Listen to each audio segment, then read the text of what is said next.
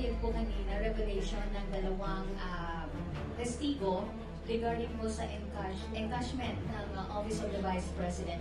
Maituturing na po ba natin itong parang pasabog din sa confidential funds issue ng ating Vice President Sara? Ang unusual ay appetizer pa lang. And unusual is the perfect start for the prosecution pagdating sa confidential funds. We will let the evidence lead the court to a finding of betrayal of public trust and culpable violation of the Constitution in the coming trial days. So sa palagay namin, mahusay na simula ito. Sa simula't simula pa lang, mga bangko na pinanggalingan ng 612.5 million na cash ay unusual. Like I said, unusual is the perfect start for confidential funds.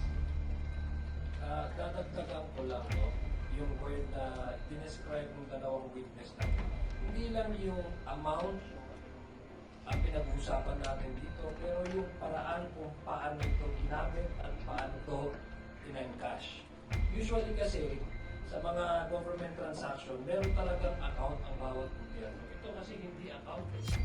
Talagang ang purpose lang nila ay in-cash yung pondo, yung 612.5 million pesos.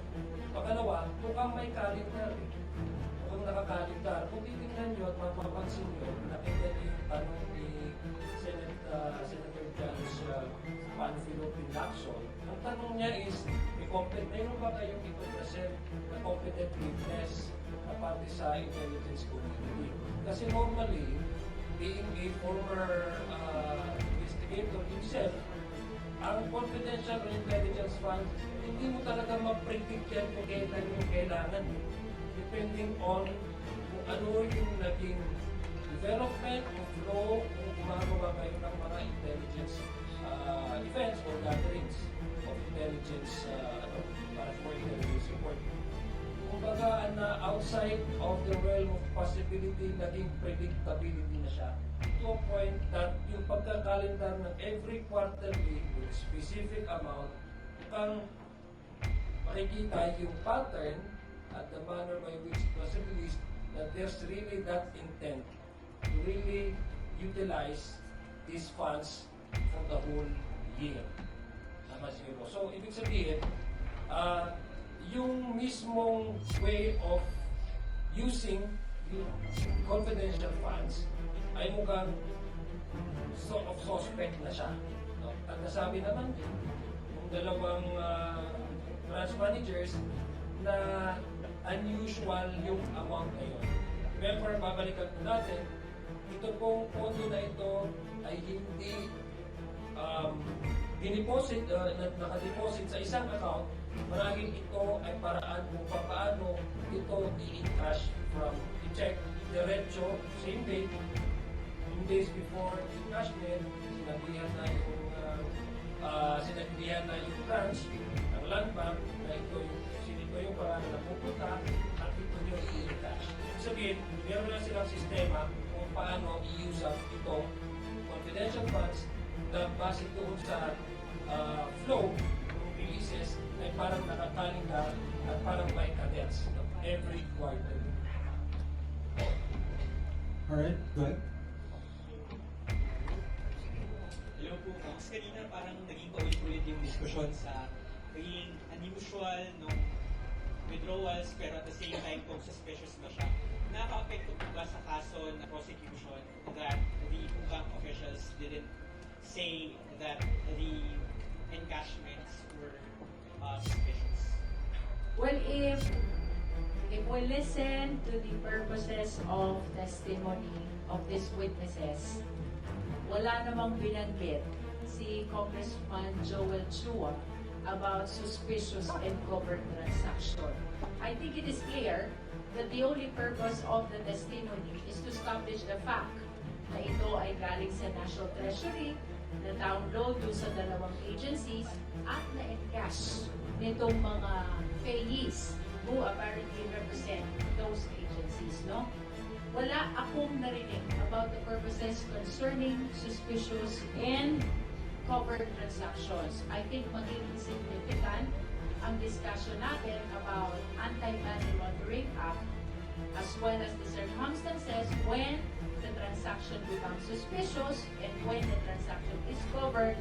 Siguro pagdating natin dun sa paapat na artikulo na ilalatag ng prosecution, that is a massive unexplained death. Pero ito pong testimonya po ng dalawang bank officers, would you say that it adds credence to the testimony of Ramil Madriaga in the House of Representatives dahil nga po may pagtutugma sa ilang mga detalye, especially on the day of December 20 kasi yung araw na kunento ni Ramil Madriaga doon sa House na dineliver niya yung pera sa kung sino-sino tapos binigay sa kanya sa